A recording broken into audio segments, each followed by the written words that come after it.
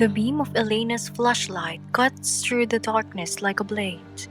30 feet below, in what local calls Devil's Hollow, a baby fawn trembles against the jagged stone. Its legs are buckled, fur caked with dust, tiny knees shaking so hard it looks like ready to collapse. Its eyes catch the light, wide, terrified, bleeding. But it isn't alone. The sound hits first, that bone-deep rattle that makes every instinct scream run. Then another, and another. 8 timber rattlesnakes coil around the pit, diamond bodies glinting. Each one could drop a grown man in minutes. The fawn, barely 3 weeks old, doesn't stand a chance. Jesus Christ, whispers Tommy Price, the rookie ranger at her side. His hands shake around the radio. We can't go down there, Elena, we can't. But Elena Cruz isn't watching the snakes. She's fixed on the fawn's tiny chest, rising in shallow gasps. Dehydration, exhaustion, terror. She's seen plenty of rescues, but something in her hardens now. Because the moment you decide some lives are worth less than others, you stop being the person you swore you'd be. The brave hikers who called it in were now shuffling nervously, their expensive gear no longer hiding their fear. One grips her shoulder. Ranger, think about this. It's just an animal. You've got a family to go home to. The fawn lets out a thin bleat, echoing off stone like a cry too ancient for something so small. That's when Elena sees the puncture wound in its leg, swollen, angry, snake bite. Damn, she breathes. By the time we reach it, the venom might have already done its work. And yet she knows, one choice here won't just define tonight, it could define her. When fear collides with compassion, which one would win inside you?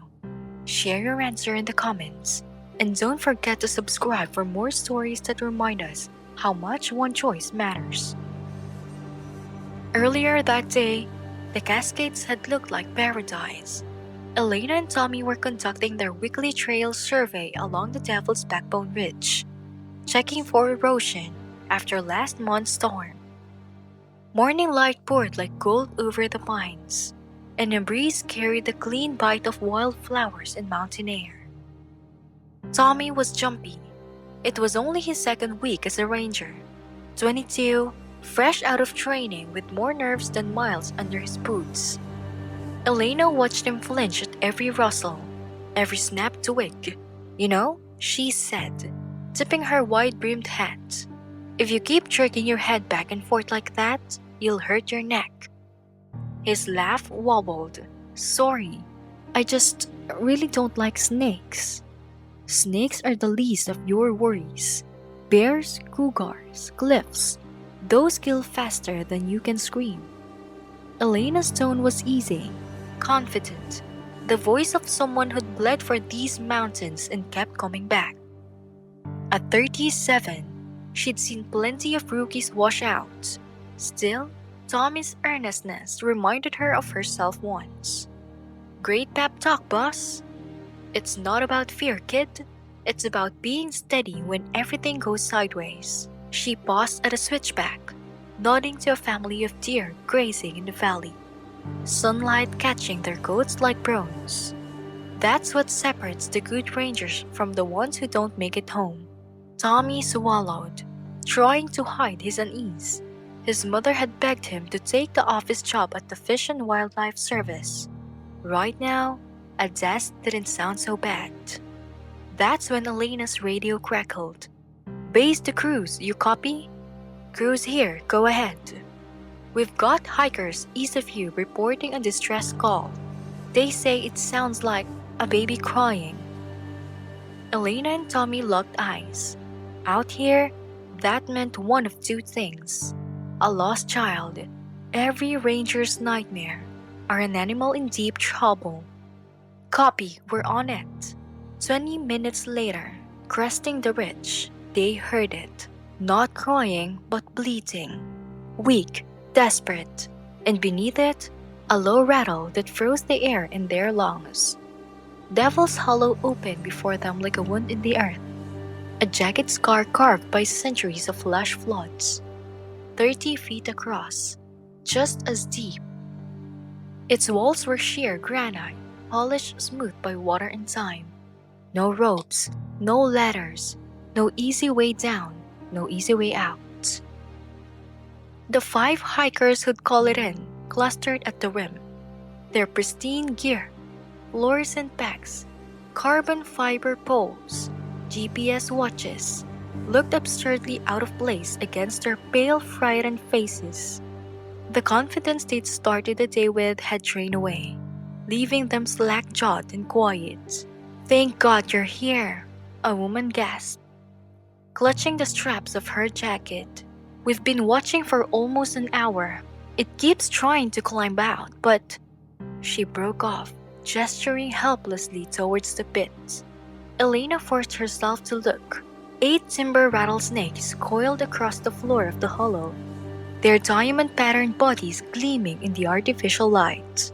They'd spread themselves into a loose perimeter, as if claiming territory, each twisting tongue and hollow rattle adding to the suffocating tension. The fawn huddled in the far corner, its tiny flanks shuddering with exhaustion.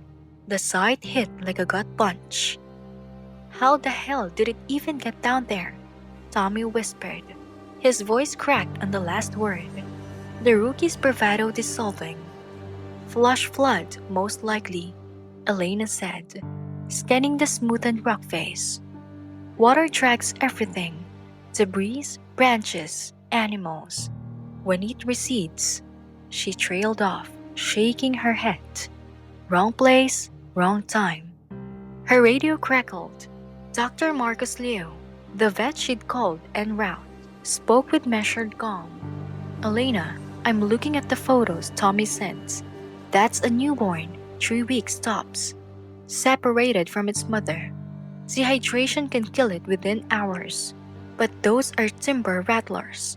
One bite could end it in minutes." Tommy swallowed. "And if one of us gets bitten..." The boss on the other end was answering off. But Marcus finally said, "Hospital's 90 minutes away. Best case scenario." The words landed like stones.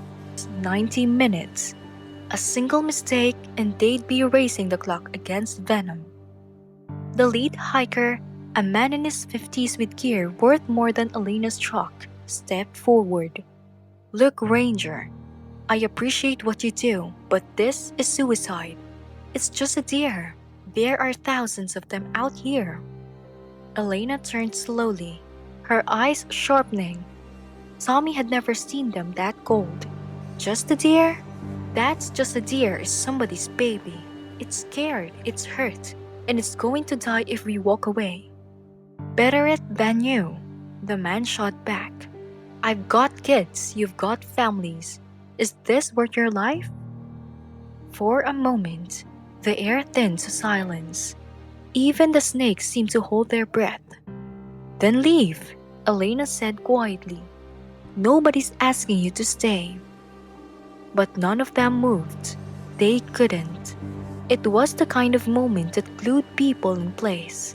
The horrible privilege of watching someone else carry a decision you'd never make yourself. Tommy edged closer to the rim, and Elena's hand shot out, gripping his arm. "Easy, rookie. They're already agitated. Any vibration, any sudden movement..." As if summoned by her words, one of the rattlers lifted its head, thick as a man's forearm, scales glinting like wet stone. It fixed its black eyes on them. The rattle began, a bone-deep warning that reverberated through the granite walls.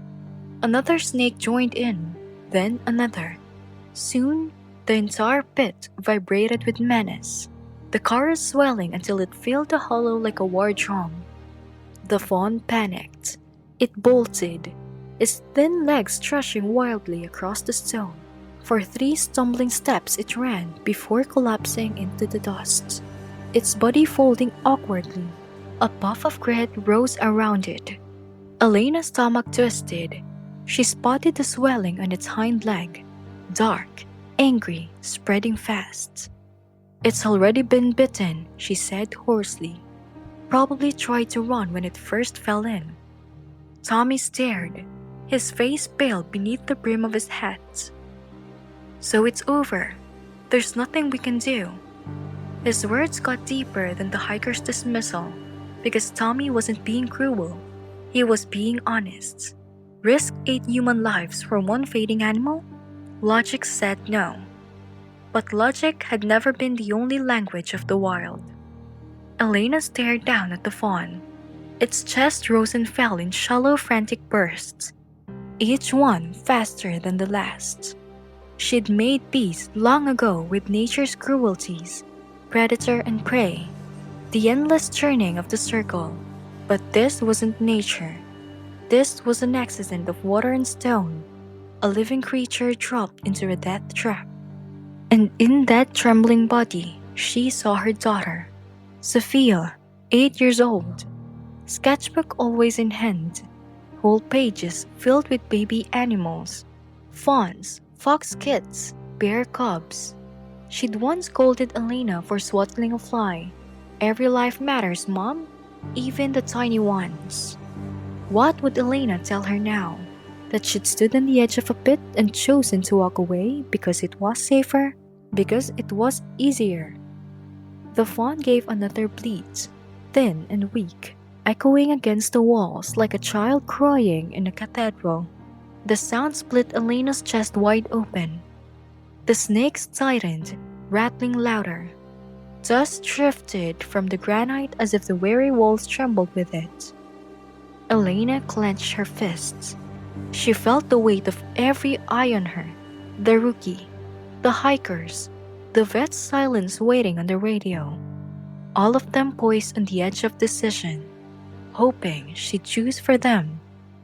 For one breath, she considered the sane choice. Walk away, call it nature, file a report and go home. Then, she pictured Sophia's face when she heard the story. Her voice came out steady, steel threaded through it. "No, it's not over." Elena drops her pack and kneels in the dirt, pulling out robe and her emergency kit with practiced precision. Her movements were calm, almost surgical. Tommy watches, wide-eyed. "Elena, what are you doing?" "What I trained for." She doesn't look up, just threads the rope through her harness. 15 years ago, I stood at the bottom of a pit just like this, hurt, alone, certain I was going to die. Another ranger climbed down and pulled me out. Before he left, he told me something I never forgot. Tommy swallows. Every life out here matters, no exceptions. She tests the rope, then meets his gaze. Her eyes are still. "I need you to anchor me." His hands tremble as he ties the knot, but he nods. "What about the snakes?" We improvise. Elena scans the rim, mind already ticking. Snakes strike at what moves. If we keep them distracted, I can slip in and out before they react. She extends her hiking poles, locking them into full lengths. Light and movement make them look everywhere but at me.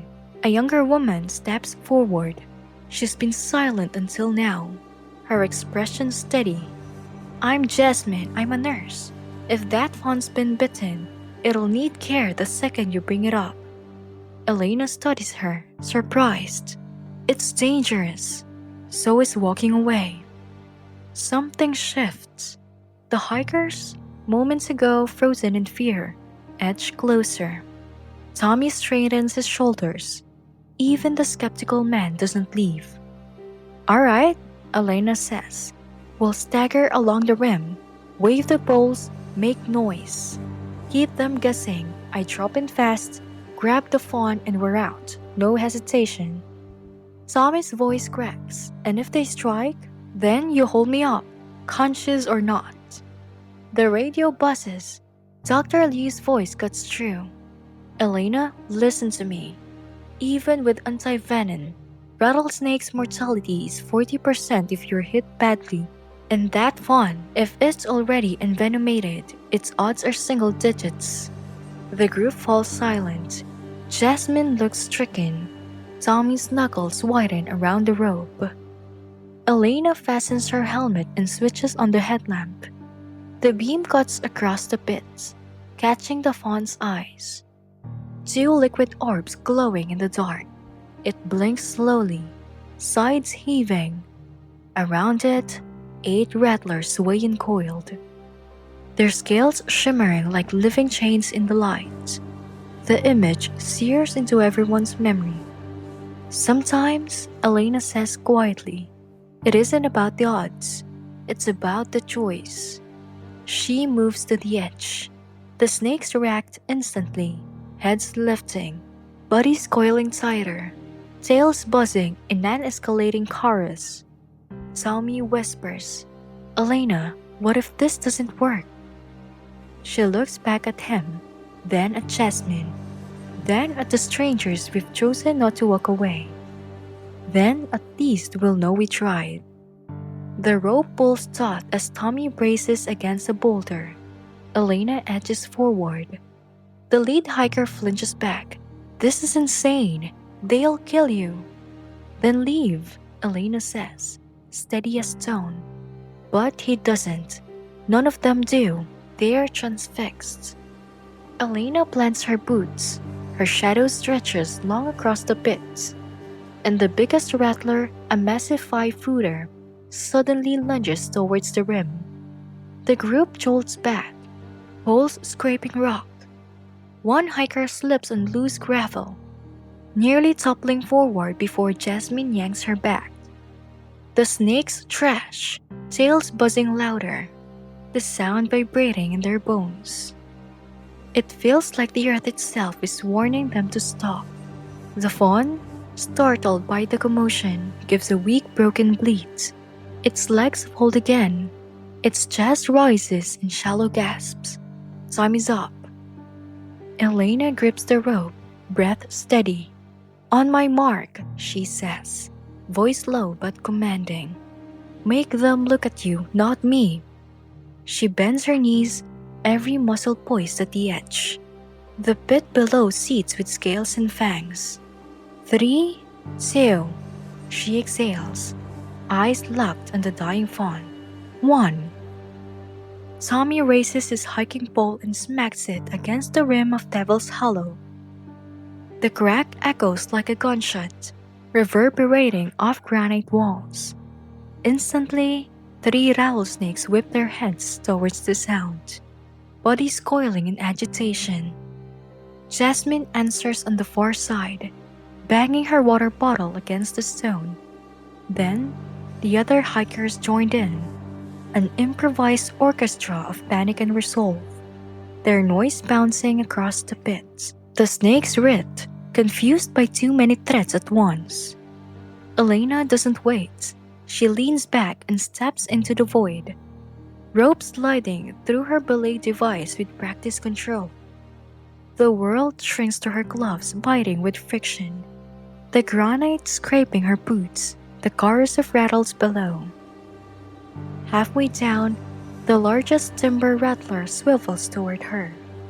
Its head rises, tongue flicking the air. Elena freezes, suspended 15 feet up, her breath catching. For a heartbeat, the snake seems to lock on her alone.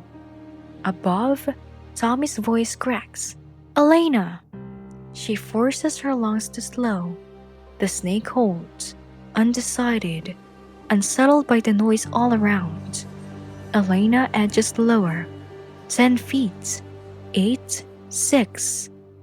Then the mountain betrays her. A chunk of granite she braced on breaks away and catches to the floor. The pit erupts. Snakes whip in every direction. The big one strikes upward, its jaws missing her leg by inches. 2 others tangle with each other in their frenzy. The fawn panics. try to scramble and collapse in the pit's center. Too exposed. Too close. Elena, get out of there! Tommy shouts, terror in his voice. But she's already moving.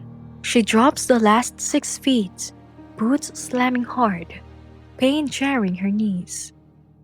She dives forward as the biggest rattler lashes again, fangs raking across her sleeve. She feels wetness, but it doesn't stop to check if it's venom or blood. Her arms wrap around the fawn, a fragile weight of bone and terror pressed to her chest. Got it! Her voice shakes but carries upward. She clips the fawn into a makeshift sling and grabs the rope. Then, reality hits. Climbing up, with 15 pounds of frightened, injured life strapped to her is nothing like descending empty-handed. She hauls upward, arms burning instantly. The fawn kicks weakly, claws tearing her jacket. Every stone her boots dislodged rains down, staring the snakes into new fits of rage. The rope seems endless, her long seize. Her grip slips once, twice. Below, the massive rattler lifts his body against the wall, scraping upward, climbing, coming for her. Her vision blurs and she can't breathe. She hears Sophia's voice in memory, her daughter's 8-year-old certainty as she sketched animals in a notebook. Every baby deserves a chance, Mama. Her chest tightens. Is she about to fail both of them? Elena! Tommy's voice tears through the haze. She can't answer. Her throat is locked. Her body feels carved from stone, too heavy to move. Then, another voice cuts in. Calm, steady, grounding. Jasmine. Elena, listen to me. You're hyperventilating.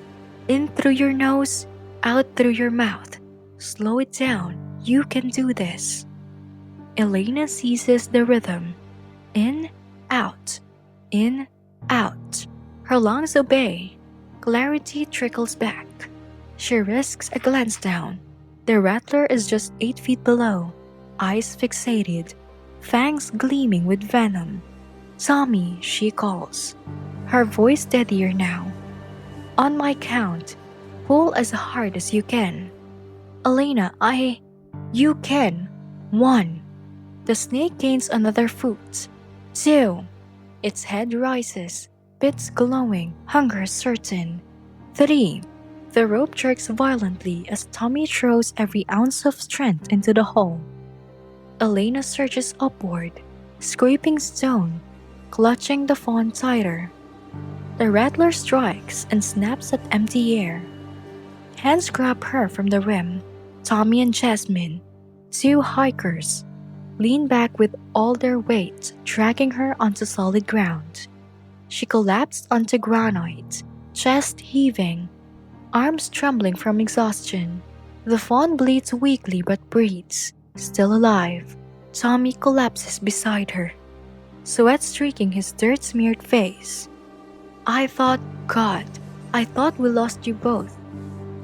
Elena strokes the fawn's head, her voice hoarse.